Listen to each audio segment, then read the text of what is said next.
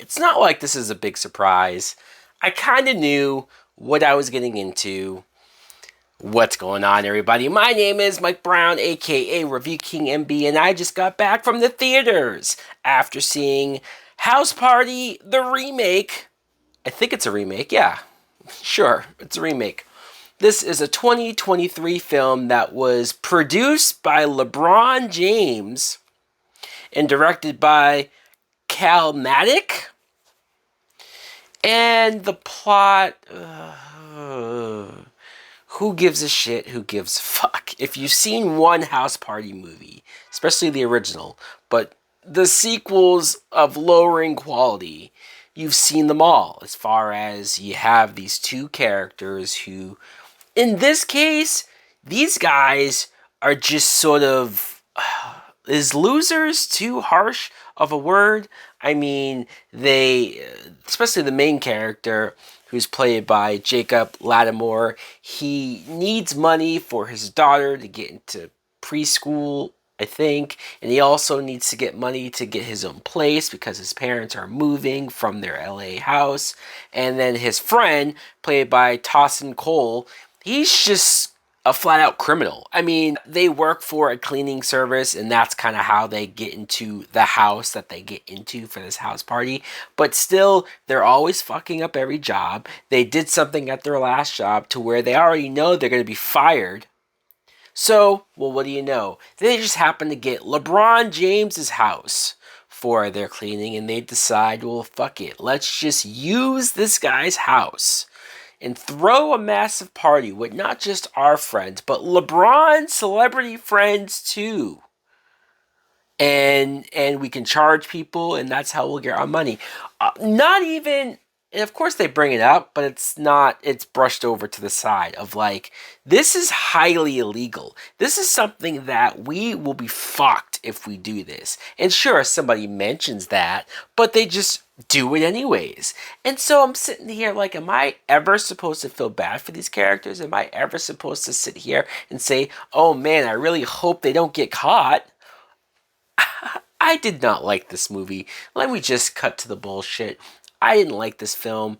Didn't like it at all. And I think there's a few reasons why I didn't like it, but there's one big, giant ass reason why I didn't like the film. First of all, these characters and these actors, I mean, I don't want to say 100% that these actors were bad. I think they tried to do the best that they could with this material, but also they weren't memorable. There was nothing highly energetic or special about their characters that made me go like, oh, that one, I like that one. No, there was so many reasons why I wouldn't like them. And I think the biggest thing about this film that I don't like, and I was going to save this for last, but I'll just fuck it, say it now. This movie's not funny. It's not. I didn't laugh once. I think I might have chuckled once. And even then, I was kind of being nice. I was sitting there, and it's been a while since I've been at a comedy film in the theaters where nobody in the theater was laughing.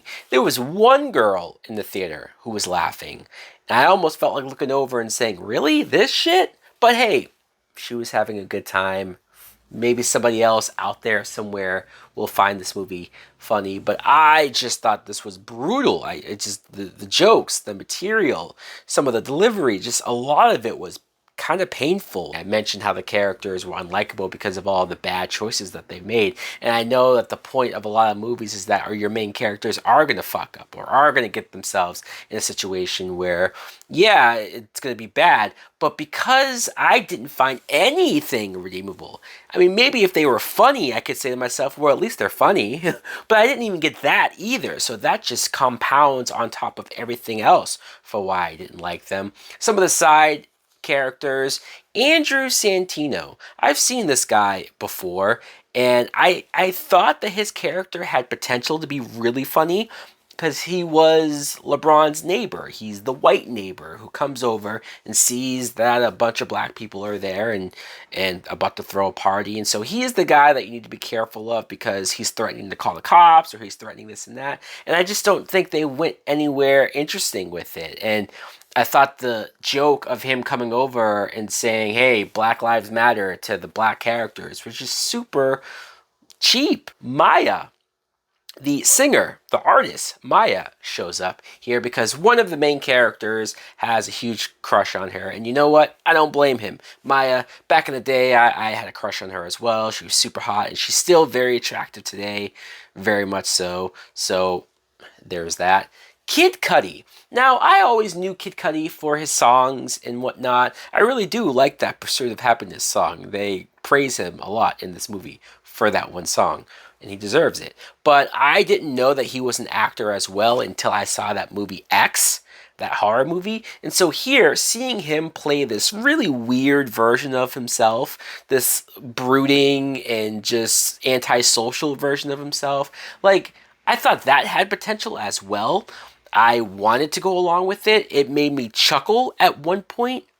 But then the movie goes off the rails, and it goes off the rails into some Illuminati bullshit. And I'm not even going to waste my time on what they do with all of that Illuminati stuff. But that's where it just said, all right, you guys really don't know what you're doing with this fucking film. And it's not like a comedy shouldn't go crazy. It's not like a comedy shouldn't go far to the left to where it's not realistic anymore. I'm not saying that. It just wasn't funny. I just punched the script up. Punch these jokes up. Get more people in the writer's room to make this shit funny. It had potential. It had some scenarios. It had things that could have been great, and it wasn't. And it was just, I'm sitting there and I'm struggling to stay awake. I'm struggling to find an excuse to not walk out. I give myself 2 movies a year that I'm able to walk out of if I don't like it. And I thought, it's only January. I can't use my one already this early in the year, so I gave it a pass and I did not walk out. And I'm not saying that this is the biggest steaming pile of shit ever. Who knows? It may or may not make my worst of list by the end of the year, depending on how everything else goes out. LeBron James, I mentioned, he produced the film, so obviously he shows up. Of course. It's not just his house that they're using. I mean, I don't know if it's really his house, but in the movie, it's his house. But of course, he shows up. And I swear, I was so impressed with LeBron James acting in that movie Trainwreck that I thought, wow, he could be a transitional basketball player to actor. He could make the jump. If he's that funny in other things, he can work. Clearly, Judd Apatow from that film knew how to make that guy look good and look funny, because I have not seen LeBron act well in anything since. And this movie is included in the bad acting that he does. The one positive that I can give this is that the 90s music, the hip hop songs, the soundtrack, I thought was great. I complained about some of those House Party direct to video sequels, especially that last one where the music was just shit. It was all of this garbage of music that plays more today, and maybe I'm partial because of my age, but I just can't get into that bullshit. This movie, you could tell they said, no, we need to play some good hip hop vibes. A lot of 90s stuff, and so I very much appreciated that.